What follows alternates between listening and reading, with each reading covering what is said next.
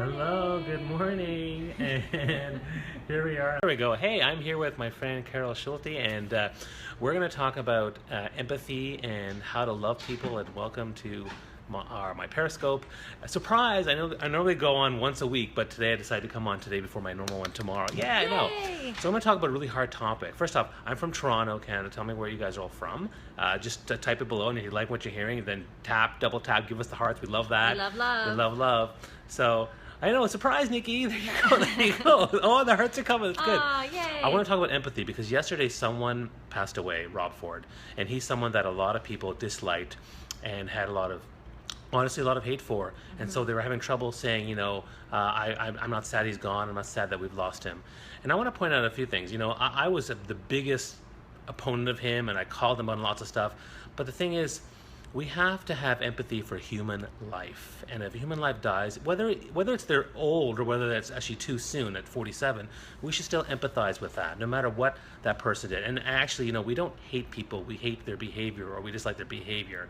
And that's one thing I want to point out. The second thing is the pain. I feel sad for the pain that his family's feeling. His kids are feeling, the people who loved him, and things like that. So, I can feel sad for that, even if I don't necessarily grieve for the loss of the person. I still grieve loss for any human being, and so it's important for us to do that. A lot of people on Facebook were doing a lot of hate just on the very day that it happened. And as much as I was highly against his policies and everything he did, he's still a man. He's a man, person. And he's a flawed, and he had issues, and everyone projects hurt. We all have things that are maybe people don't agree with, but I love that distinction between somebody's behaviors and the person that they are. Right. And he was being true to who he was, whether or not that's something that you agreed with or that you had the same values or not.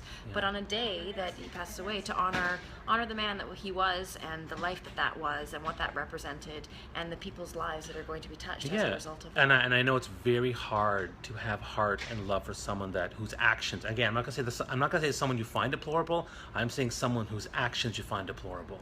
And some people would say, what about someone who killed 30 people or Hitler? And I understand that. I understand that philosophy and that point of view that people are saying.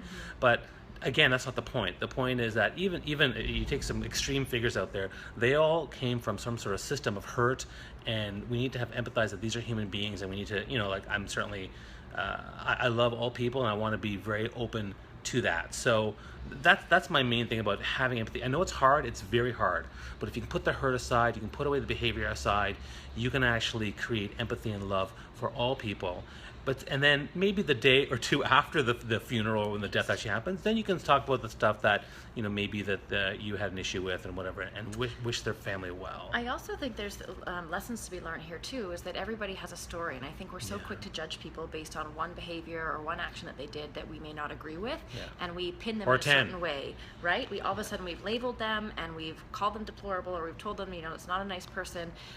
Whereas everyone has a story, everyone you meet, and just because somebody may be short with you, you have no idea what they went through that day, what's been going on in their life. And I think we need to look at everybody as whole humans, and we don't necessarily know what's under the surface unless we take the time to get to know those people. So we had a scope earlier about the importance of connection. So let's not get off track here, but it really is important to find out people's story, to find out what's going on before we're so quick to make judgments. And it is human nature to make those judgments, but really call yourself on it and notice when you're doing it, and maybe before you do that and make those blanket statements or assumptions to get to know. And I'll share a little bit of a post here, is that you're right. I mean, I understand people don't have empathy and love for Rob Ford, but again, let's focus on their actions. A human being lost their life, and I totally thought his actions were deplorable, but a human being lost his life. We can also empathize again with the children and the loved ones that are affected by the loss of their father or their brother, whatever that might be.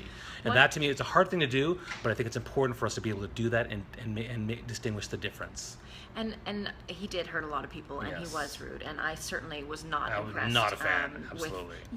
And we can separate that. And if anything, one of the things that I took is as awful as this time is, and as morbid as it sounds, how do you want people to be talking about you when you've left, and how can you live a little bit more in touch with and in line with the legacy you want to leave, so that when you go, you have people saying things that you want them to say. So you know, life is precious, and whether or not it's Rob Ford at 47 or somebody that you love dearly, like my mother too early as well when I lost her, how can we live each day to the max and recognize that we really have no guarantees in life? So how can you make sure that you are living true to your values, to you know, to what makes you tick, to connect authentically, and to leave this place a little bit better than you found it? So if you're not happy with him, then how can you take that as fuel to be like, who do I want to be in this lifetime, and what kind of legacy do I want to leave? And you know, full disclosure, back in the day during Rob Ford's, you know, activities, I was really coming down hard on him on all my Facebook and social media posts, and then someone pointed out to me, Bobby,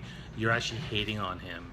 And I realized they were right, and I changed my behavior, and I said, you know what, I will focus on love, gratitude, and leadership, but I'm going to call out the behavior and not hate on the person. And that made a big difference in terms of how people responded to the discussion that we had, and hopefully some of the change we're able to make. And I think that you can also apply the same thing to things now. People are, you know, Hillary versus Bernie, people are hating each other, Donald Trump, things like that. I totally get that, and but again, at the same time, let's just focus on the behaviors. Let's level human beings and build that empathy. Empathy is like a muscle; you got to build it. If your heart's a muscle, keep on building it. And appreciate the feedback. Appreciate what you guys are saying. I'm going to try to be on Periscope more. I'm going to join Carol once in a while. Yay. And I'll see you tomorrow at my Periscope for being chat. responsive too, and for the love. Yeah, I love that. Love the hearts. And I'll see you tomorrow at my 11:45 a.m. Periscope. Thanks for joining us. Bye. Have a great day.